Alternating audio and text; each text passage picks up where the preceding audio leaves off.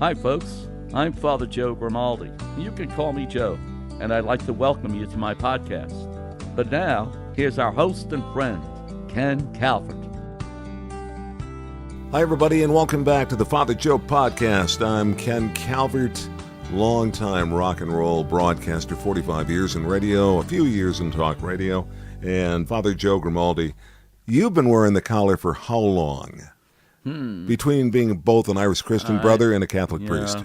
31 plus 28 years. All right, so that's 58, 59. 69. Yeah, I think it's 59 years. Wow. Yeah.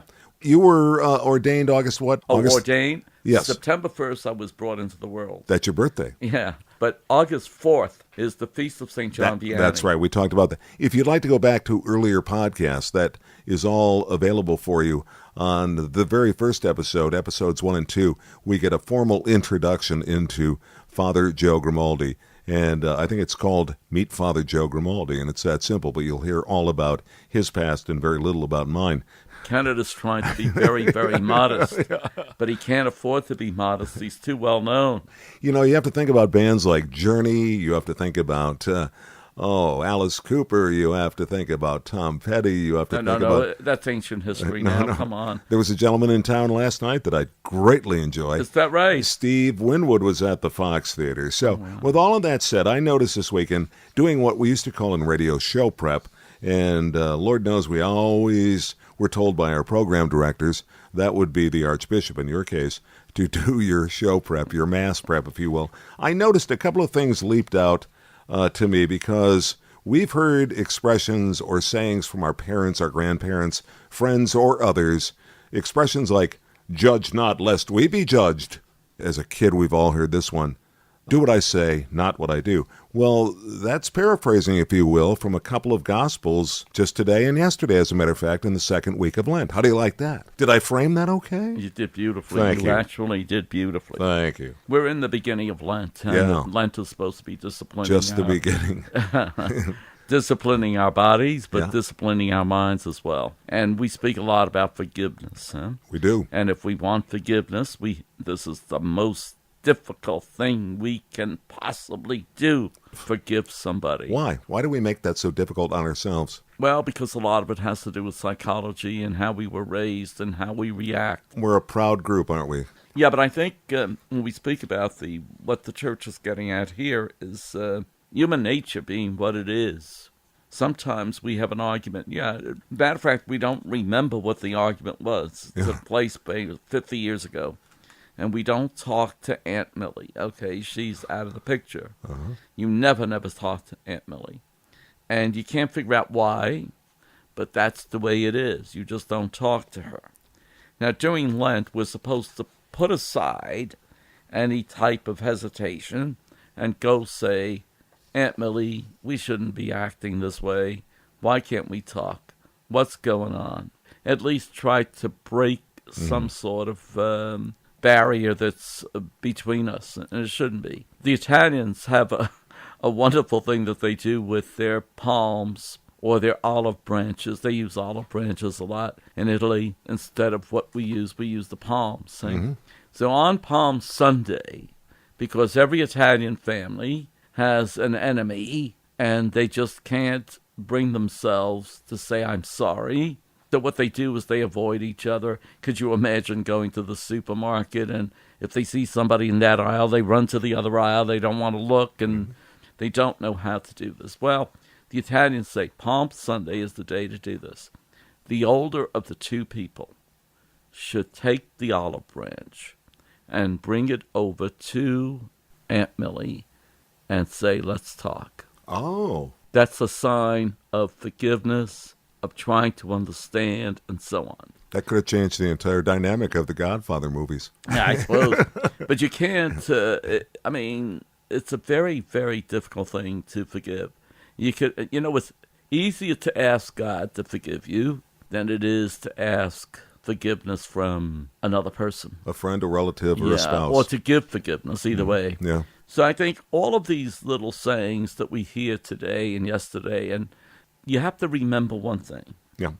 For the measure with which you measure will in return be measured out to you.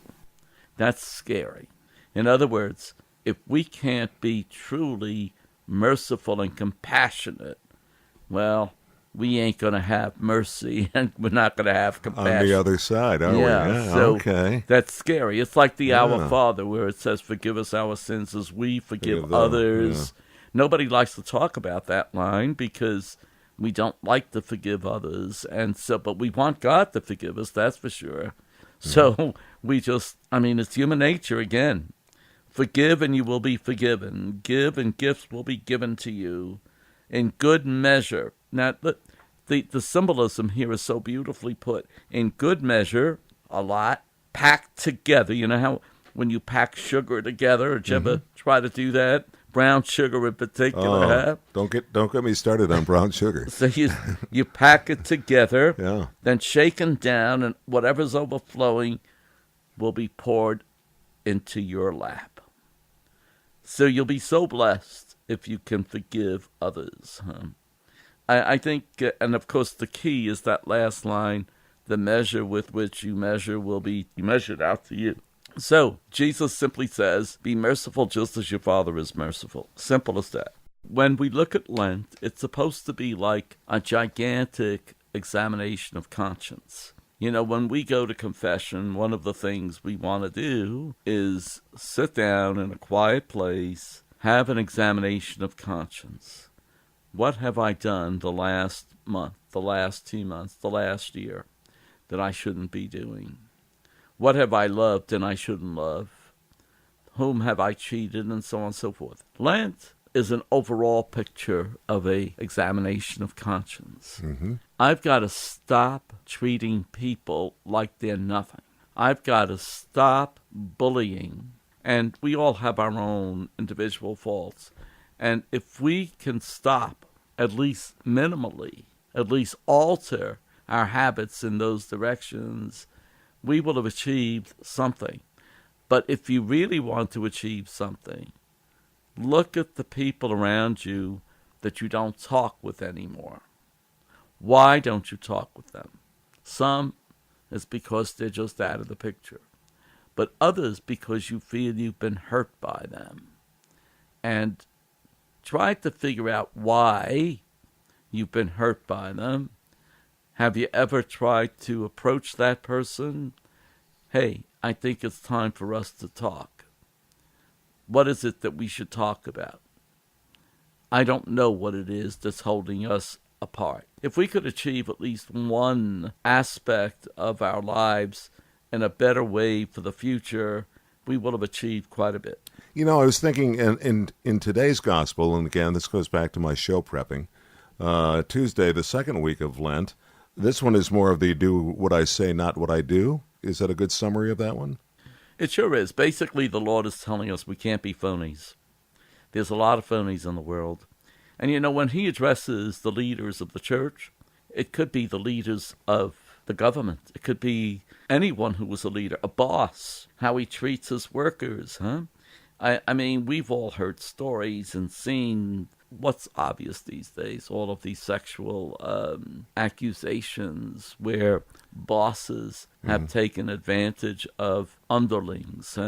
In the old days, nobody said anything. Well, today people are talking. And 2,000 years ago, Jesus said the same thing. He said, you cannot do that kind of stuff. Whether, you know, today is particularly towards the sexual accusations, but Jesus is talking about all aspects of life. You have to be true to yourself. When you come down to it, what Jesus is saying, I love and ask Jesus to live in my heart. What good is that if I don't show Jesus outwardly? I always tell people, when you go to church, you come to be fed. You're fed by the Word of God. You're fed by the Eucharist. When you leave those doors and go out, you have to take what you were fed with and try to pour it out to the people around you. Now, that's where you really show what kind of a religion you follow. I mean, what happens here in the church for 1 hour, we can all fold our hands beautifully and kneel at the right time and look good about everything. But what really matters is how do we deal with each other when we go out the back door. Yeah, absolutely. And so I think that's the same thing that they were saying is related anyway.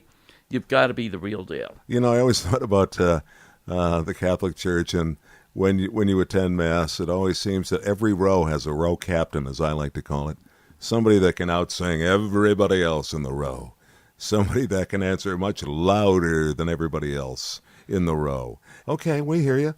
Okay, I know you're here. Take that from the locker room and put it out on the field. Exactly. Be all hat and all cattle on this one. Can you do that? Exactly. You know, but as our parents and our grandparents and our aunts and our uncles, well, I think mostly our parents. You know, as kids, we instinctively would say, well, you do it or you did it. And they would fire back, well, it doesn't matter. Do as I say, not as I do. It's traveled on for ages now. I think that every parent has used it at some time in their life. A couple of rapid-fire questions for you. Lent is a curious time.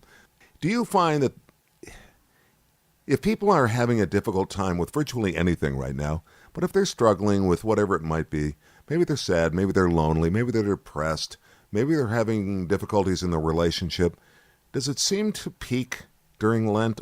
Maybe, but I see it more difficult during festive times. Oh. People that have a depression are really depressed during festive times.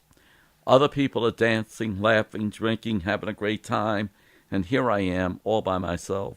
I feel down, unloved. It's during Christmas when people are hearing beautiful Christmas carols and the bells are ringing and everybody is joyous. Santa is coming and all of this.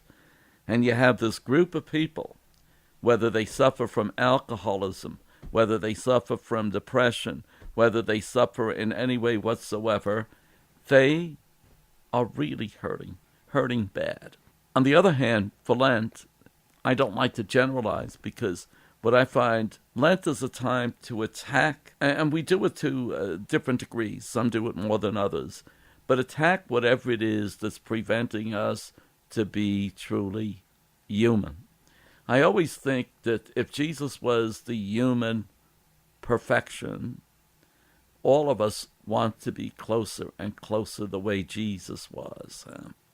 And if these are his words, and if we believe that these are his words, then we should put these words into practice in our lives as much as we can. It's not going to happen overnight. Again, we're human beings. It's not so easy at times. We want to do it, but we do it a little bit at a time. It's almost like it's a tortoise and the hare. Yeah. We have to do it slowly, and that's okay. If we do it slowly, maybe it'll last better. Who knows? Absolutely. One step at a time. Boy, that's been my entire mantra. But that's fine. There's nothing wrong with that. Nothing wrong with that. Could you imagine if you were a person who suffered from depression, having to sit at a wedding reception with the music and the dancing and the drinking going on all around you? It'd have to be pure hell. Absolutely. Yeah. And so my heart goes out to the people that suffer depression. It's unfortunately, I know a number of them who do. And I really ask the people to pray for people with depression during those festive times of the year. You know, you've said this before too, Father. If you see something, say something. And I don't think there's anything wrong at all with saying to a friend who may seem unusually unhappy to just look them in the eye, if you have the opportunity, over a cup of coffee or whatever situation you may be in. Certainly not one where there are a lot of people, but one-on-one. Just say, is everything all right? Everything okay? You're on the right track, in my mind anyway. I think that's a beautiful thing to do. And during Lent, it should be done more often because we're finding ways, as you put it beautifully the last time, ways to do something positive as opposed to doing something negative. Absolutely. What I like to do on Sundays, when they have the liturgy for children, and at a certain point during the Mass, we let the children go out with the teachers, and they get the gospel in their own language. What I tell them is, what's happening during these days? Oh, it's Lent, Father. What does that mean, Lent? You have to do something. You have to give up something. I says, well, have you thought about doing something nice for somebody? For example, and this might be related to depression. I don't want to exaggerate it. Yeah. But here you are, lunchtime, and you're in the parking lot of the church, of the school, and right in that corner is poor old Billy, huh? And Billy has nobody to talk to. Wouldn't it be great if you walked over there and said, hey, Billy, why don't you join me? Let's do something. I think it might be related to that. Sure it does. People that have it makes perfect sense. Depression, it's very hard to know how to deal with depression. Let me just say, it could start as early as grade school on the playground, being isolated from the cool kids. Don't think for a second that there's not that entire element. And I think that's a great idea for another podcast, as a matter of fact, just talking about that and the roots, the genesis of why we sort of go in different directions, starting within grade school. I can remember cool kids in grade school. I can remember the cool kids in high school. It's sort of something that stays with you for a lifetime. So I think I'd like to explore that with you sometime down the line. The other thing that you and I were discussing during Lent was, don't forget, it's a great time of the year to head to a food pantry and help out there. Help out with any sort of food shelter, or go to a nursing home and just visit, or go to a hospital. Go to a veterans hospital. Thank those people for their service. They get limited numbers of visitors, and they certainly would love to see you.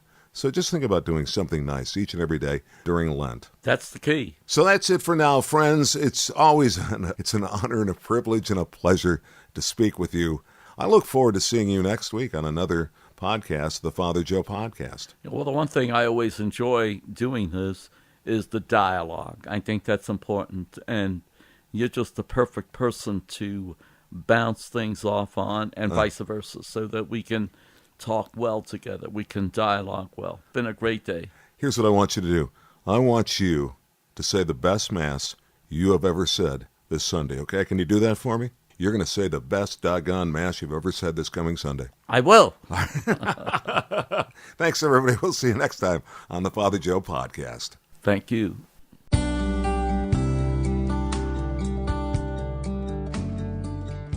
This is Father Joe Grimaldi, and I look forward to seeing you next time on the Father Joe Podcast.